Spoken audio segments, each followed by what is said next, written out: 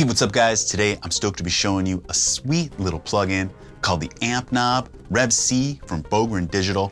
It's a simple little plugin, which I like the sound of. Right off the bat, it was introduced to me a couple weeks ago by a good buddy of mine who's always on the forefront of these cool little plugins. Shout out to Aaron Prentice.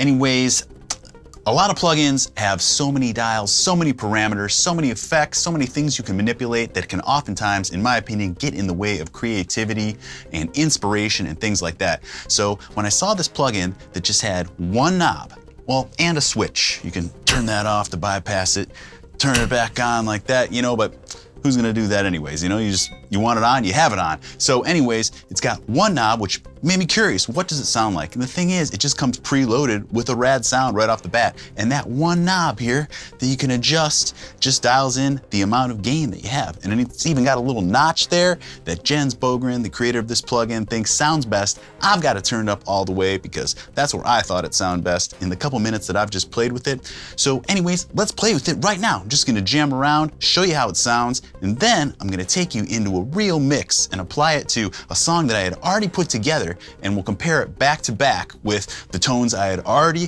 curated for that song, and we'll just switch back and forth and hear how it sounds. But I can tell you right now, this is a perfect little songwriting tool for anyone who just wants to flip on an amp and rock.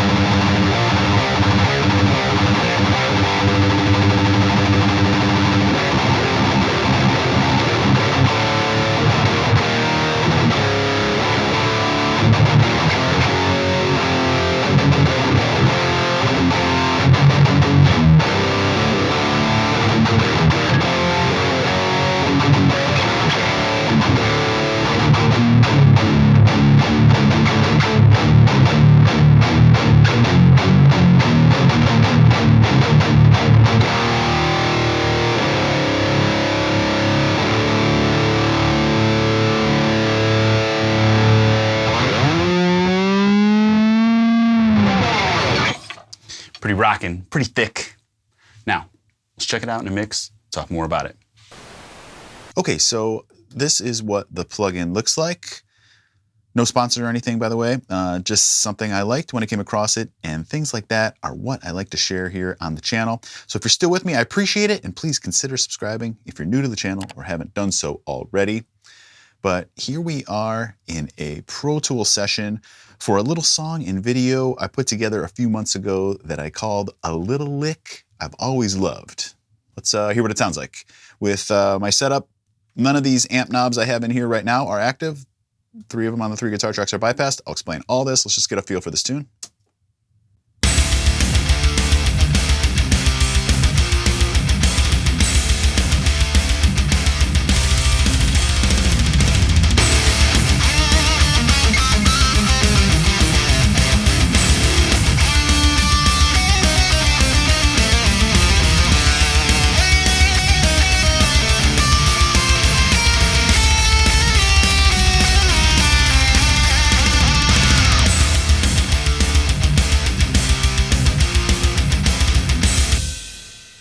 Okay, so what I've got going on here is just some programmed drums and bass, 2 rhythm guitar tracks, a solo track, all running to the guitar bus there, where the guitar tracks are, a little bit of verb, and a master with just a little bit of processing on there. On the guitar tracks themselves, I'm currently running this STL Tone Hub, which I've been loving for a long time now. I'm using this Mark Lewis suite with the 6534. Into a Mesa cab, mic'd with a 57, which has been my rig of choice for a couple decades now. So when I came across this plugin, the STL Tone Hub, I was able to dial this in pretty quickly, and I've done some tweaking. I've done some, made some changes here to things and just dialed it in like I like. And once I find something, I generally just like to stick with it for a while, because it takes a little bit to get a plugin to sound exactly how you want it to. I want every guitar sim plugin to just sound awesome right off the bat, but the fact is they don't. They all take a little bit of working, and especially you need to get it working within your mix for the song that you're working on, or the tone that you're going for, or the feel, the guitar, and the style, the riffs that you want to play. So I have been looking for a magic pill type plugin that just sounds great, because that's what leads to writing riffs right off the bat when you're just inspired when things sound awesome. So anyways, the AmpKnob, again, was just intriguing. So let's hear what that sounds like. I'm going to just turn it on here and turn the STL Tone Hub plugin off. Turn this amp. This is the guitar left and right. Here, guitar left, guitar right. I'm turning off the Tone Hub, and I'm turning on the AmpKnobs. So these are active now. I'm also going to do it for the solo track there. And I'm just still running them through the same EQ that I had going here. Just a little post EQ after the plugin, which is just a little roll off there in the low end, a little dip around 3.5 kilohertz there, just to get rid of some of the fizz. Now this is going to be an EQ curve like this is going to be specific for every tone, for every plugin. This, I may want to move this around for the AmpKnob, but I'm just not going to. We're just going to do straight meat and potatoes comparison here with the way I had it set up before. What does it sound like now? Here we go.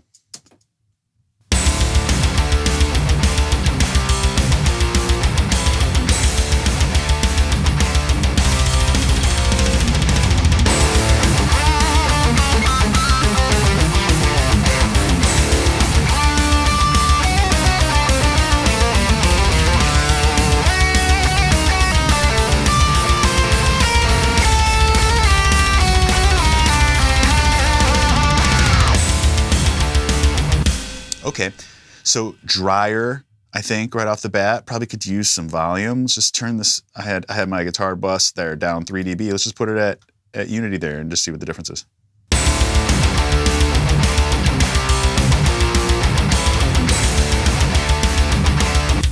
A little more in your face. I'm gonna put that back to -3 there. So now let's hear, well, that's fresh in our mind. Let's hear the STL again.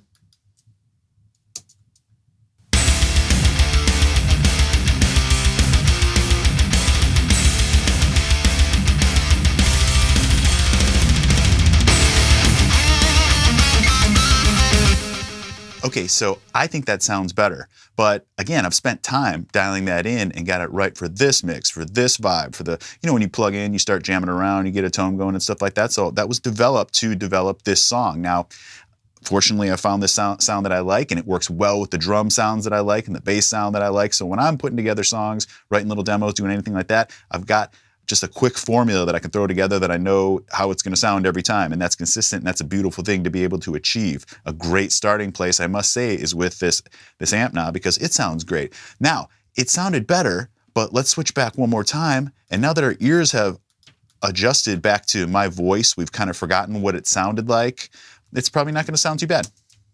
AmpKnob.